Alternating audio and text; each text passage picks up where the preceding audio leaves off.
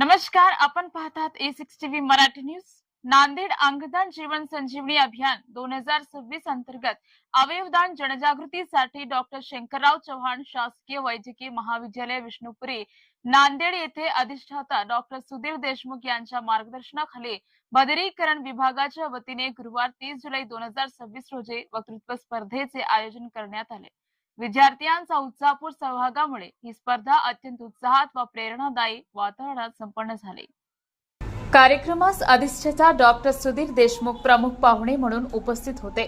तसेच उप अधिष्ठाता doctor Sheetal Rathod, doctor Humaira Khan, doctor Bhavna Bhagat, doctor Shivanand Devsarkar, doctor Mohan Bhandari यांच्यासह प्राध्यापक वृंद, नर्सिंग स्टाफ व विद्यार्थी मोठ्या संख्येने उपस्थित होते। स्पर्धेचे परीक्षक म्हणून डॉक्टर संजय मोरे, प्राध्यापक व विभाग प्रमुख सूक्ष्मजीवशास्त्र, डॉक्टर प्रदीप बोडके, प्राध्यापक व विभाग प्रमुख मनोविकारशास्त्र आणि डॉक्टर समीर, प्राध्यापक व विभाग प्रमुख शरीर विकृतीशास्त्र यांनी जबाबदारी पार पाडली।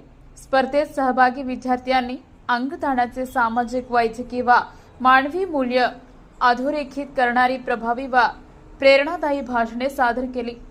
परीक्षकांनी घोषित केलेल्या निकालानुसार डॉक्टर युवराज बरसाळे, डॉक्टर शंकरराव चव्हाण शासकीय वैद्यकीय महाविद्यालय यांनी प्रथम क्रमांक, कुमारी गौरी शिंदे यांनी द्वितीय क्रमांक, कुमारी रुचिका राठोड यांनी तृतीय क्रमांक, तर श्री कन्हैयालाल व कुमारी मानसी कुंभकर्ण शासकीय आयुर्वेदिक महाविद्यालय यांनी उत्तेजनार्थ पारितोषिके मिळवली।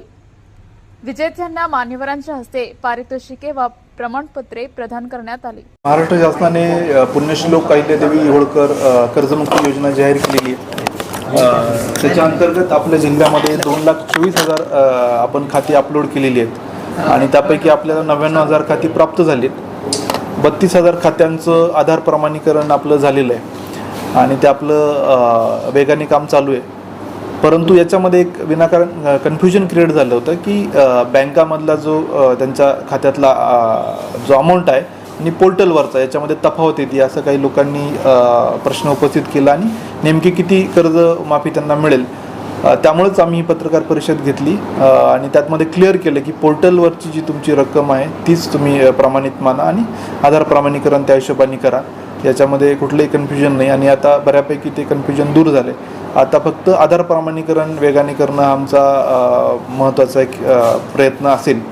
त्याचसोबत जे ॲग्रीस्टॅगचे लोकांचे राहिलेले आहेत त्याच्या पेंडन्सीज जे आता काढतात त्याच्या इमिडिएटली रिअल टाईममध्ये सगळ्या पेंडन्सी क्लिअर करणं हा पण एक महत्त्वाचा मुद्दा आहे आणि आमचे सर्व तलाठी आता फील्डवर आहेत जेणेकरून या कर्जमुक्तीच्या या कालामध्ये आणि क्रॉप इन्शुरन्सचा पण शेवटचा दिवस आहे याच्यामध्ये कुठली अडचण येऊ नये किंवा त्यांच्या सर्व समस्यांचं निराकरण व्हावं यासाठी आमची सगळी टीम फील्डवर आहे। धन्यवाद।